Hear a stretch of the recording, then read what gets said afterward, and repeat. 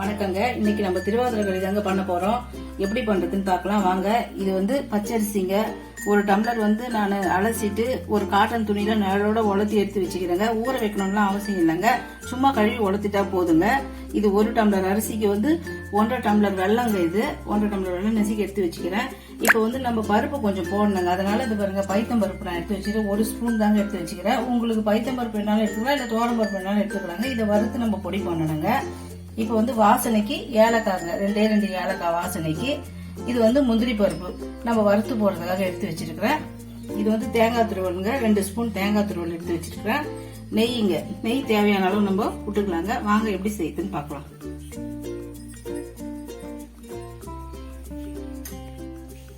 இப்ப நம்ம வந்து அரிசி வறுக்கலாங்க. இப்ப அதுக்கு வாணால் வச்சுக்கிறேன். அடுப்புல வந்து காஞ்சிடுதுங்க. வாணால்ல எண்ணெய்லாம் இருக்க கூடாதுங்க, வாணால் வெறுமனே தாங்க இருக்கணும். அரிசி வந்து இப்ப நம்ம இதை போட்டு கொஞ்சம் கொஞ்சமா தாங்க வறுக்கணும், மொத்த அரிசி எல்லாம் போடக்கூடாதுங்க. அப்பதான் வந்து அரிசி நல்லா பொரியும். கொஞ்சம் கொஞ்சமா போட்டு நம்ம வறுத்துக்கலாங்க. இப்ப வந்து அடுப்பை வந்து சிம்முலயே வச்சு வரங்க, அப்பதான் வந்து நல்லா நல்லா பொரிஞ்சு வருங்க அரிசி. அதனால சிம்முல வச்சு வருங்க.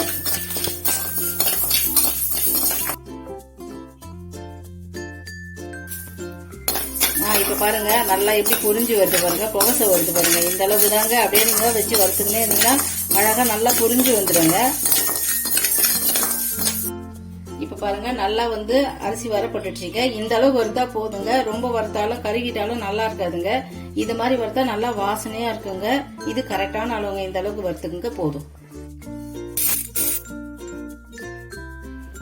அரிசி வறுத்தாச்சுங்க. இப்ப நம்ம பைத்தம் பருப்பையும் நல்லா சிவக்க வறுத்துக்கலாங்க, இல்லைன்னா பச்சை வாசனை வரும். எப்பவுமே வந்து பருப்பு அப்படியே போடக்கூடாதுங்க, பச்சை வாசனை வந்துடும். அதனால இதையும் சிவக்க வறுத்துக்கலாம். இந்த அளவுக்கு வறுபட்டா போதுங்க. அப்பதான் செவந்துந்தா நல்லா வாசனை நல்லா இருக்குங்க. அதனால இந்த மாதிரி வறுத்துக்குங்க. இப்ப எல்லாத்தையும் வறுத்து முடிச்சாச்சுங்க. இது சூடா இருக்குதுங்க. கொஞ்ச நேரம் ஆறட்டும், நம்ம மிக்சியில போட்டு பொடி பண்ணிக்கலாங்க. ரொம்ப வந்து நைஸாவும் அரைக்க கூடாது, ரொம்ப குறைக்கொண்டு இருக்க கூடாதுங்க. மீடியத்துல அரைக்கணும். நம்ம கொஞ்சம் ஆறட்டங்க, அரைச்சிக்கலாம்.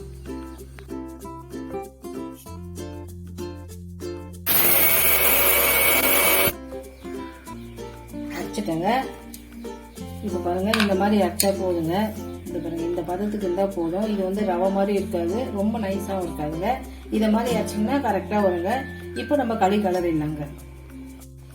இப்போ நம்ம இந்த வெள்ளத்தை வந்து மண் இல்லாம காய்ச்சி எடுத்துக்கலாங்க. இது வந்து 1.5 டம்ளர் வெள்ளம். இது இப்போ வந்து உங்களுக்கு இனிப்பு கம்மியா வேணா நீங்க 1 டம்ளர் கூட போட்டுக்கலாங்க, அதிகமா வேணா 2 டம்ளர் சேர்த்துக்கலாம். இது வந்து நம்ம கரெக்டா மீடியமா இருக்கும்.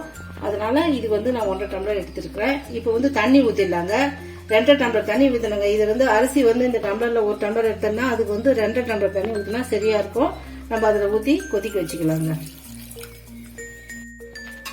இப்ப வெள்ளத்தை வந்து மண் இல்லாம வடிகட்டி எடுத்து வச்சுட்டேங்க. இப்ப இந்த சூட்லயே வந்து நம்ம அரைச்சி வச்சுக்கிற இந்த தூளை வந்து பொடி பண்ணதை அதுல போட்டு கலந்துடலாங்க. அடுப்புல வச்சோம்னாக்கா குதிக்கும் போது அது என்ன ஆகும்னா அப்படியே கட்டி கட்டி ஆயிடுங்க. அதனால நம்ம இப்ப இதுலயே போட்டு கலந்துட்டா கட்டிலாம் வராம இருக்கும். இப்போ நம்ம இதுல போட்டு இப்படியே கலந்தோம்னு வச்சுங்களேன், அந்த கட்டிலாம் ரொம்ப ஆகாம இருக்கும். இதை இப்படி கலந்துடலாங்க.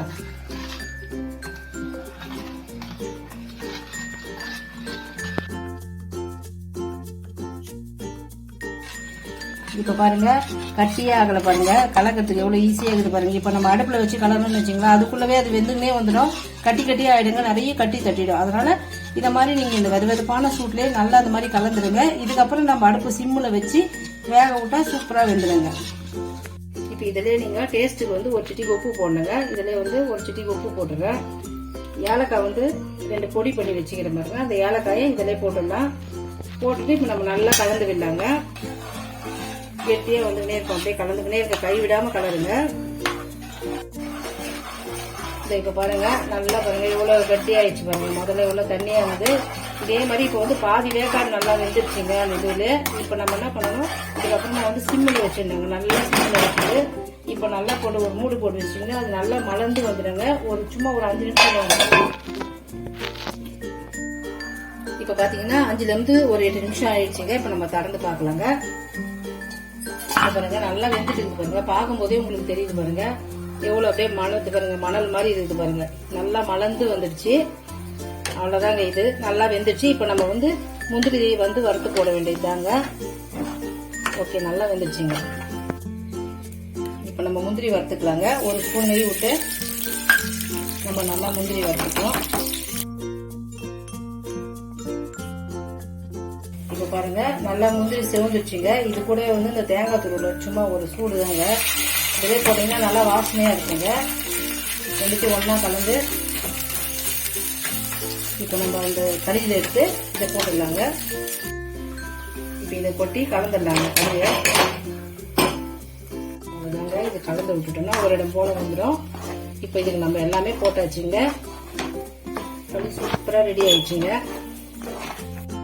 இப்ப பாருங்க நல்லா ஆறிடுச்சு. இது பாருங்க எவ்வளவு பொல பொல பொலன்னு இருக்குது பாருங்க. சுத்தமா நல்லா வந்து உதிரியாவே ஆயிடுச்சுங்க. நல்லா மணலா இருக்குது. ரொம்ப ஈஸியாவும் இருக்குங்க. நீங்களும் வந்து இதே மாதிரி திருவாதிரைக்கு களி பண்ணி நெய்வேத்தியம் பண்ணீங்கன்னா ரொம்ப நல்லதுங்க.